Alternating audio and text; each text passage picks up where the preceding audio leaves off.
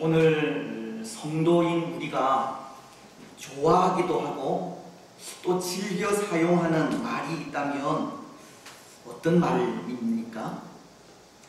성도이기에 사랑이라는 말을 즐겨 사용하고 성도이기에 평안이나 복이라는 말을 좋아하십니까? 물론 성도로서 이런 말들을 좋아하고 즐겨 사용하는 일은 당연한 일이라 생각합니다. 성도는 사랑으로 살아가야 하고 예수 그리스도 안에서 이 복과 평안을 누려야 하기 때문입니다. 하지만 때로 위기와 고난을 당할 때 이 평안한 상황이 아니라 어려운 상황을 만날 때 그때에도 이 평소와도 다름없이 즐겨 사용하게 되는 말, 그래서 그 말로 인해 고난과 환난 중에서도 이 담대함을 누리게 되는 말이 있다면 어떤 말입니까? 저에게는 그런 말이 아닌가 합니다. 그럼에도 불구하고 라는 말입니다. 때로 저는 이 말이 우리 믿음의 사람들이 가져야 하는 참 중요한 신앙 고백과도 같은 말이 아닐까 생각하는데요. 왜냐하면 우리 믿음의 사람들은 그럼에도 불구하고의 삶을 살아가야 하기 때문입니다. 그런데 이 말, 그럼에도 불구하고라고 하는 이 말에는 그런 의미가 담겨져 있는 것 같습니다. 여러 가지 환경이나 상황과 조건은 불리하지만 그 환경을 탓하지 않는다는 의미입니다. 고난과 환난은 있지만 그 어려운 상황을 당당하게 맞서 싸워 나아간다는 의미입니다. 상황과 환경과는 상관없이 항상 기뻐하고 감사하며 기도한다는 의미가 이 말이라는 것입니다. 마치 데살로니가 전서 5장 16절로 18절이 항상 기뻐하라, 쉬지 말고 기도하라, 범사에 감사하라, 이는 그리스도 예수 안에서 너희를 향하신 하나님의 뜻이니라 라고 하시듯, 비록 상황은 그렇지 않지만 그럼에도 기뻐하고 감사하며 기도하는 것이 그럼에도 불구하고에 담긴 의미인 것입니다.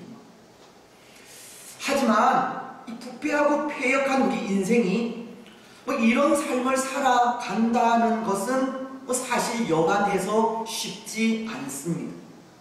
좋지 않은 환경을 만날 땐 감사와 기쁨보다는 불평이 앞설 때가 더 많기 때문입니다. 우리가 원하지 않는 상황을 당할 땐 기도보다는 원망이 더 앞서기 때문입니다. 그렇지 않습니까? 그럼에도 불구하고 항상 기뻐하고, 그럼에도 불구하고 쉬지 않고 기도하며, 그럼에도 불구하고 범사에 감사하는 삶을 산다는 것은 이 부패하고 패역한 인생으로서 결코 쉽지 않은 일인 겁니다. 지금도 그런 것 같은데요.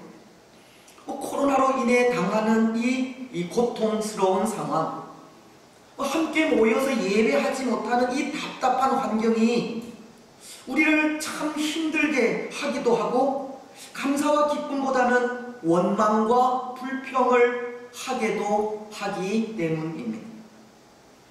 하지만 그럼에도 불구하고의 삶은 그런 상황과 환경 속에서도 기뻐하고 기도하며 감사하는 삶임을 가르치는 겁니다. 비록 우리의 환경은 우리가 원하는 환경이 아니고 우리의 삶도 고난과 고통의 연속이라 할지라도 하나님께서 베푸신 구원의 은혜를 되새겨 그럼에도 불구하고 그 고난을 극복해 가는 삶이 그럼에도 불구하고의 삶이라는 것입니다. 우리가 잘 아는 하박국 선지자는 이런 노래를 하지 않았습니까? 하바국서 3장 17절로 19절을 통해서인데요.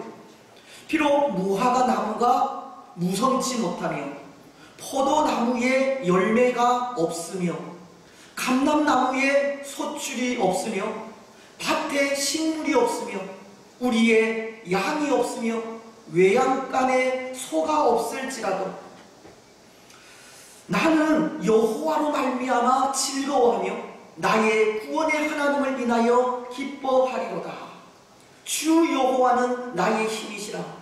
나의 발을 사슴과 같게 하사 나로 나의 높은 곳을 다니게 하시리로다. 사실 하바국 시대에는 그랬습니다. 온갖 불의와 거짓이 난무하던 시대였습니다. 바벨론 제국의 침략으로 이 삶이 철저하게 파괴된 시대였습니다.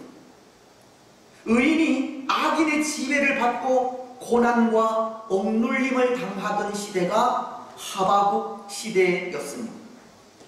하지만 그런 시대 속에서도 하바국은 그가 믿고 의지하던 하나님께 하나님의 의로우신 손길을 나타내 주시기를 간구하며 나아갔습니다. 왜 의인이 악인에게 고통을 당해야 하는지를 물으면서 하나님의 의를 소망하며 나아간 겁니다. 근데 하나님으로부터 아무런 응답이 없는 겁니다. 하나님의 공의로운 손길을 기대하며 하나님 앞에 섰지만 하나님은 마치 십자가 위에서 고통하며 부르짖는 예수님께 침묵하신 것처럼 하바국에게도 아무런 말씀도 아무런 공의도 나타내지 않으셨습니다. 그래서 하바국은 하나님께 원망하고 불평하게 됩니다. 하바국서 1장 2절은 이렇게 말씀하시기 때문입니다.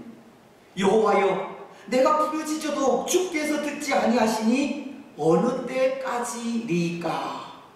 내가 강포로 말미암아 외쳐도 주께서 구원하지 아니하시나이다. 여기 강포는 이 윽박 지르듯 하는 말을 말하는 것인데요. 이 하바국은 불만에 가득 찬 목소리로 하나님을 원망하며 나아갔다는 겁니다. 하나님의 침묵에 하바국은 불평과 원망을 쏟으며 나아간 것입니다. 그런데 그런 상황 속에서 그가 내린 결론은 우리가 앞서 읽은 말씀입니다. 비록 무화과 나무가 무성하지 못하며 포도나무에 열매가 없으며 감람나무에 소출이 없으며 밭에 먹을 것이 없으며 우리의 양이 없으며 외양간에 소가 없을지라도 나는 여호와로 말미암아 즐거워하고 나의 구원의 하나님으로 말미암아 기뻐하리로다. 하바국은 그럼에도 불구하고의 삶을 살았다는 겁니다. 비록 이스라엘을 향하신 하나님의 공의로운 손길은 나타나지 않았지만 하바국은 그럼에도 불구하고 여전히 구원자이신 하나님을 신뢰하며 의지하고 나아간 것입니다. 특히 하바국은 그런 고백을 하지 않습니까? 주 여호와는 나의 힘이시라는 고백입니다. 그는 그럼에도 여호와 하나님에 대한 고백이 여호와는 나의 힘이라고 한 고백인데요. 이것은 하바국이 여호와 하나님의 구원하심을 고백하고 있었다는 것으로 그가 구원의 하나님을 고백할 때 그럼에도 감사할 수 있었고 그럼에도 기뻐할 수 있었다는 것을 가르치는 겁니다. 그렇습니다. 사랑하는 여러분, 여호와 하나님의 구원을 고백할 때 그럼에도 감사할 수 있고 그럼에도 기뻐할 수 있습니다.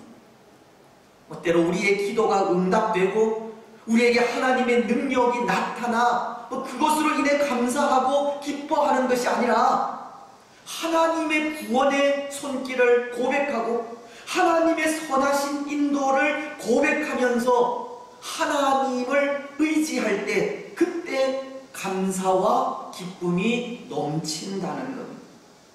어떤 경우, 어떤 환경 속에서도 구원의 하나님을 고백하니 기쁨을 주고 모든 어려움을 이기게 하는 겁니다. 여러분, 오늘 우리도 구원의 하나님을 의지하는 것이 우리의 힘이 되시기 바랍니다. 구원의 하나님을 신뢰하는 것이 기쁨이요 즐거움임을 아시기 바랍니다. 그래서 우리가 의지하는 구원의 하나님으로 인해 그럼에도 불구하고의 삶을 살아가시기 바랍니다. 그 어떤 상황과 환경 속에서도 구원의 하나님으로 인해 감사와 기쁨의 삶을 살아가시기 바랍니다. 오늘 시편 기자도 마찬가지인데요. 그도 그렇지 못한 환경 가운데 있지만 감사하고 기뻐하는 그럼에도 불구하고의 삶을 살고 있다는 겁니다. 마지막 5절은 이렇게 고백하고 있기 때문입니다. 내 영혼아, 네가 어찌하여 낙심하며 어찌하여 내 속에서 불안해하는고. 너는 하나님을 바라라. 나는 내 얼굴을 도우시는 내 하나님을 오히려 찬송하리로다. 여러분, 지금 시편 기자는 내 영혼아, 네가 어찌하여 낙심하며 어찌하여 내 속에서 불안해하는가 라고 하면서 큰 낙심 가운데 있음을 전해주고 있습니다. 시편 기자도 지금 감사할 수 없는 상황, 기뻐할 수 없는 환경, 기도할 수 없는 고통 속에 놓여 있다는 겁니다. 근데 사실 오늘 이 시편 기자에게는 이렇게 낙심할 수밖에 없는 이유가 있었습니다. 그것은 그가 하나님을 찬양할 수 없다는 것 때문입니다. 오늘 이 시를 쓴 사람은 이 고라 자손인데요. 오늘 말씀과 연결이 되는 앞선 시편 42편은 그 제목을 보시면 이 고라 자손의 마스길이라고 하지 않습니까? 이것은 고라 자손이 쓴 시로 인도자를 따라 부르는 노래를 말하는 겁니다. 근데 여기 고라 자손은 레위인으로서 조상 대대로 이 성전에서 찬양을 맡아 부르던 사람들입니다. 하지만 그렇게 성전에서 찬양을 하던 그가 바벨론에 의해서 포로가 되었고 이제 더 이상 찬양의 삶을 살아갈 수 없는 상황이 된 것입니다. 찬양을 통해 하나님을 높이고 찬양을 통해 예배를 도우며 찬양을 통해 하나님께 영광을 돌리던 그 삶을 이제 더 이상 살아가지 못하게 된 것입니다. 그는 그에게 주어진 사명을 더 이상 감당할 수 없게 되었고 더 이상 하나님을 위해 봉사할 수 있는 그 복된 일을 행할 수 없게 되었다는 겁니다. 그러자 그것이 그에게는 낙심으로 찾아오게 된 것입니다. 하나님을 찬양하고 경배하며 영광 돌리던 일이 그에겐 단 하나의 즐거움이요 영광이었지만 그 귀한 일을 빼앗겨 더 이상 찬양할 수 없는 상황을 당하게 되자 그것으로 그는 낙심하게 되었다는 것입니다. 그런데 여러분, 그런 그가 오늘 말씀을 통해 그럼에도 불구하고 하나님을 찬송하고 있는 겁니다. 5절 마지막 부분은 이렇게 말씀하기 때문입니다. 너는 하나님께 소망을 두라. 그가 나타나 도우심으로 말미암아 내 하나님을 여전히 찬송하리로다. 시편 기자는 나는 여전히 내 하나님을 찬송하리로다 라고 찬송할 수 없는 상황 속에서도 여전히 하나님을 찬송한다는 고백을 하고 있는 겁니다. 시편 기자도 그럼에도 불구하고의 삶을 살고 있다는 겁니다. 여러분, 그래서 오늘 우리는 시편 기자가 이렇게 그럼에도 불구하고 하나님을 찬송하는 모습을 보면서 그 이유가 어디에 있는지를 생각해 보려고 하는데요. 두 부분을 통해서 생각해 보려고 합니다. 먼저 그 하나는 시편 기자가 고백하는 하나님으로 인해서입니다. 1절을 통해 시편 기자는 이렇게 고백하고 있습니다. 하나님이여, 나를 판단하시되 경건하지 아니한 나라에 대하여 내 송사를 변호하시며 간사하고 불의한 자에게서 나를 건지소서. 지금 시편 기자는 하나님에 대해 내 송사를 변호하시며 간사하고 불의한 자에게서 나를 건져 달라고 합니다. 시편 기자는 하나님을 고백하기를 하나님은 이 불의하고 간사한 자들로부터 변호하시고 건지시는 하나님으로 고백하고 있는 것인데요. 하나님은 구원자라고 하는 고백입니다. 근데 여러분, 구원자의 역할도 그런 것 같습니다. 여러 역할이 있다는 것입니다. 기억을 하실지 모르겠지만 우리가 사사기서를 통해 생각한 이스라엘의 구원자, 즉 하나님께서 보내신 사사를 보면 그 역할 중에 하나가 죄로 인해 주위 강대한 나라에 팔아버린 이스라엘을 다시금 되찾아오는 역할이었습니다. 죄로 인해 주위 이웃 나라에 팔려 고통과 억압을 당하는 이스라엘이 그 고통 속에 하나님의 도우심을 간구하며 부르짖을 때, 그때 하나님은 구원자인 사사를 보내셔서 그들이 당한 억압으로부터 구원해 주셨다는 겁니다. 사사기서는 3장 8절로 9절을 통해 이렇게 말씀하십니다. 여호와께서 이스라엘에게 진노하사 그들을 메소포타미아 왕 구산 리사다임의 손에 파셨으므로 이스라엘 자손이 구산 리사다임을 8년 동안 섬겼더라.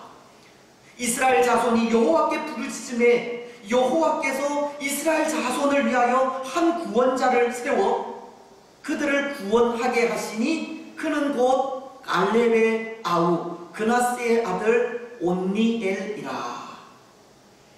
하나님은 범죄한 이스라엘을 구산 리사다임의 손에 팔아버리셨지만 이스라엘이 회개하여 부르짖자 구원자를 세워 그 손에서 건져 구원해 주셨듯이 구원자의 역할은 범죄하여 팔린 이스라엘을 다시금 되찾아오는 역할이라는 겁니다. 근데 오늘 말씀은 또 하나 구원자의 역할을 전하는 것이, 구원자는 송사를 변호하는 분으로 말씀하십니다. 내 송사를 변호하시며 간사하고 불의한 자에게서 나를 건지소서라고 말씀하고 있기 때문입니다. 구원자이신 하나님에 대해 하나님은 불의하고 간사한 자들과의 변호를 통해 억울함과 억압과 잘못된 판결로부터 건지시는 분임을 말씀하시는 겁니다. 하나님은 구원자로서 변호를 통해 죄 없음을 밝혀주시는 분이라는 겁니다. 때로 죄나 억울한 일을 당해 재판을 받게 될 때 대리자인 변호사가 그 죄와 억울함을 밝혀주듯이 하나님이 바로 그런 역할을 하신다는 겁니다. 오늘 시편 기자는 하나님에 대해 하나님은 그렇게 대리자로서 변호를 통해 구원하시는 구원자임을 말씀하고 있는 겁니다. 그래서 그는 1절 중반절을 통해 경건하지 아니한 나라에 대하여 내 송사를 변호하시며 간사하고 불의한 자에게서 나를 건지소서라고, 지금 그는 불의한 나라에 의해, 즉 바벨론에 의해 포로가 되어 고통 가운데 있다는 것을 알리면서 하나님 변호를 통해 이 고통으로부터 건져 구원해 주실 것을 간구하고 있는 겁니다. 그는 유대 민족이 지은 죄와 그 죄로 인하여 당하는 고통 속에서 하나님의 변호를 통해 무죄함을, 때로는 구원해 주실 것을 믿고 있었던 것이고, 또 그렇게 하실 하나님을 찬송하고 있었던 것입니다. 사랑하는 여러분, 이것은 오늘 우리도 마찬가지입니다. 오늘 우리도 이전에는, 예수님을 믿기 전에는 사단에 의해 포로된 자들이었다는 뜻입니다. 로마서 6장은 17절 상반절을 통해 이렇게 말씀하시기 때문입니다. 하나님께 감사하리로다. 너희가 본래 죄의 종이더니. 그런데 그 죄에서 해방이 되었습니다. 우리가 본래는 죄의 종이었지만 그 죄에서 해방이 되었다는 겁니다. 로마서 6장 17절 하반절로 18절은 이렇게 말씀하시기 때문입니다. 너희에게 전하여 준 바 교훈의 보온을 마음으로 순종하여 죄로부터 해방되어 의에게 종이 되었느니라. 우리는 본래 죄의 종이었지만 우리에게 전하여 준 바 교훈의 보온을 마음으로 순종하여, 즉 예수 그리스도를 믿고 고백함으로 그 죄에서 해방이 된 것입니다. 근데 그렇게 죄인인 우리가 예수님을 구주로 고백함으로 구원을 받기까지 하나님 앞에서 우리를 변호해 주신 분이 있습니다. 예수님이십니다. 요한 1서는 2장 1절을 통해 이렇게 말씀하시는데요. 나의 자녀들아, 내가 이것을 너희에게 쓰면 너희로 죄를 범하지 않게 하려 함이라. 만일 누가 죄를 범하여도 아버지 앞에서 우리에게 대언자가 있으니 곧 의로우신 예수 그리스도시라. 사도 요한은 죄를 지은 우리에게 대언자가 있다고 하십니다. 여기 대언자는 우리의 변호를 맡으신 분을 말하는 것으로 하나님 앞에서 우리의 죄를 변호하여 죄의 그 사슬에서 건져 구원해 주신 예수님을 말하는 겁니다. 오늘 예수님이 우리의 참된 변호인이심을 말씀하는 겁니다. 예수님의 변호를 통해 우리는 무죄를 선고받은 겁니다. 여러분, 그래서 오늘 우리도 우리를 구원하신 하나님께 감사하며 찬양하고 경배하며 예배할 수밖에 없는 겁니다. 우리가 당하는 고난과 우리가 당하는 아픔 속에서도 하나님을 찬송할 수 있는 것이 예수님께서 우리의 변호인이 되셔서 하나님 앞에서 우리의 죄를 변호해 주시고 우리의 모든 죄를 사유해 주셨기 때문입니다. 비록 오늘날도 우리는 위기의 상황 속에 있지만 이런 상황 속에서도 하나님께 감사할 수 있는 이유는 변호를 통해 우리를 죄에서 건져 구원해 주신 예수님으로 인해서라는 겁니다. 사랑하는 여러분, 오늘 우리는 우리의 구원자이신 예수님으로 인해 그럼에도 불구하고 감사하시기 바랍니다. 죄로부터 우리를 건져 사유해 주신 그 은혜에 우리의 상황이 어떠할지라도 기뻐하시기 바랍니다.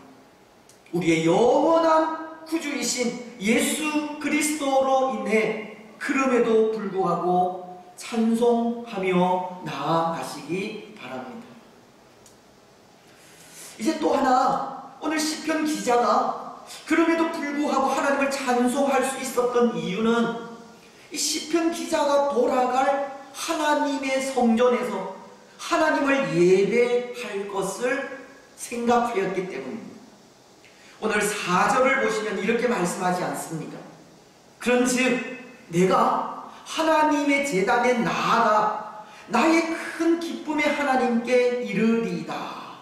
하나님이여, 나의 하나님이여, 내가 수금으로 주를 찬양하리이다. 지금 시편 기자는 하나님의 제단을 말하고 있습니다. 근데 여기 하나님의 제단은 3절이 말씀하는 주의 거룩한 산과 주께서 계시는 곳을 의미하는 것으로 하나님의 도성 곧 예루살렘을 말하는 겁니다. 하나님의 성전이 있는 그 예루살렘을 말한다는 겁니다. 오늘 시편 기자는 장차 가게 될 이 예루살렘을 바라다 보았고, 구원자이신 하나님으로 인해 이제 곧 예루살렘에 있는 그 제단에 가서 하나님을 예배할 것을 생각하면서 하나님을 찬송하고 있는 겁니다. 아직은 이루어지지 않았지만 장차 가게 될 예루살렘 성을 바라보고 그곳에서 하나님을 찬양하며 예배할 날을 기대하고 사모하게 될 때 그것이 그에게 하나님을 찬양하게 하였다는 것입니다. 여러분, 사실 이 포로 중에 있던 이스라엘은 그들이 회복되어 돌아갈 예루살렘에서 하나님을 예배할 날을 얼마나 사모하며 기다렸는지 모릅니다. 그래서 오늘 본문과 연결되는 시편 42편은 그 심정을 이렇게 표현하고 있는 것인데요. 먼저 시편 42편 1절로 2절은 하나님이여, 사슴이 시냇물을 찾기에 갈급함같이 내 영혼이 주를 찾기에 갈급하니이다. 내 영혼이 하나님 곧 살아계시는 하나님을 갈망하나니 내가 어느 때 나아가서 하나님의 얼굴을 배울까. 이스라엘은 바벨론의 포로가 되어 온전히 하나님을 예배할 수 없는 상황 속에 마치 사슴이 시냇물을 찾기에 갈급함 같은 그런 심정을 가지게 된 것입니다. 또 시편 42편은 4절을 통해 이렇게 말씀하십니다.